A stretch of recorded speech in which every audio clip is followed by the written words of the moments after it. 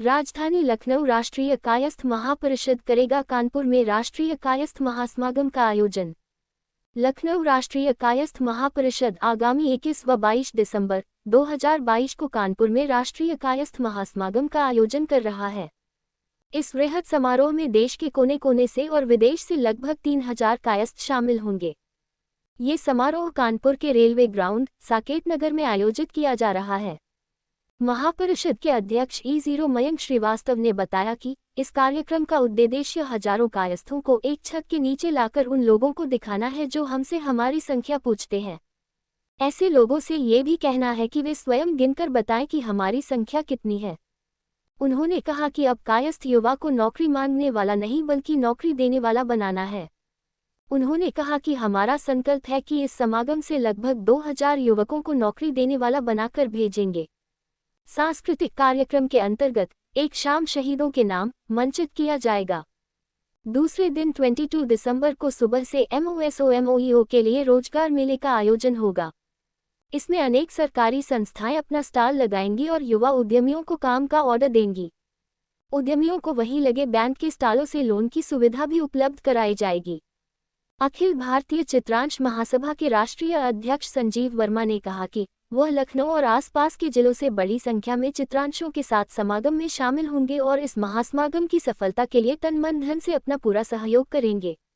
उन्होंने बताया कि कायस्थों का पहला समागम लखनऊ में हुआ, दूसरा 15 दिसंबर को बरेली में, तीसरा कानपुर में 21 व 22 दिसंबर को और चौथा समागम मुंबई में 22 दिसंबर को होगा। सभी समारोह में अपने दल बल के साथ शामिल होंगे।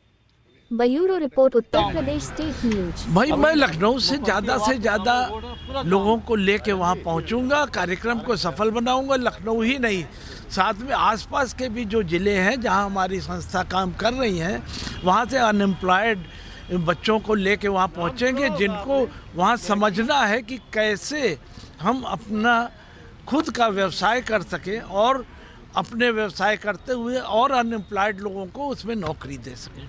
बहुत अच्छे उद्देश्य। देखिए, कैश समाज के साथ साथ हम लोग समाज में, चाहे पूरा देश में, हम समाज का पार्ट हैं। हम कैश लोग एक इकट्ठे होके एक संगठन के साथ आगे बढ़ रहे हैं, तो that is a part of, हम देश के लिए काम कर रहे हैं। हम रोज़गार दे रहे हैं, हम रोज़गार कैश के समाज के माध्यम से बढ़ रहे हैं। तो जो टैक्स का बेनिफिट अपने गवर्नमेंट, यूपी गवर्नमेंट का है, अपने सेंट्रल गवर्नमेंट का है, तो निश्चित है कि हमारे व्यापार से जो टैक्सेशन आ रहा है वो समाज के सभी लोगों के लिए काम आएगा। सरकार क्या आपको सुविधाएं दे पाएगी? नहीं, सरकार सुविधाएं अभी देखिए, मेरे दौड़ भाग से सरकार ने इसकी पहल थी कि आपने समाज के नाम पे काम कर रहे हो, तो सरकार ने कल हमको कंफर्म किया है कि हम सभी 500 लोगों को सिलाई मशीन महिलाओं को दे के आगे बढ़ाएंगे, और जो छोटे व्यापार हैं, छोटे रोज़गार हैं, उसके लिए 5 लाख रुपए हम 500 लोगों को वहाँ पे वितरण करके सभी को आगे बढ़ाएंगे। ये सरकार का पहल हमारे साथ में, ये बहुत बड़ी बात है कि उन्होंने खुद बोला कि हम किसी संगठन के साथ आज तक गए नहीं, क्योंकि आप लोगों ने इतना बड़ी पहल करी है MSME रोज़गार के लिए, तो रोज़गार के लिए हम आगे बढ़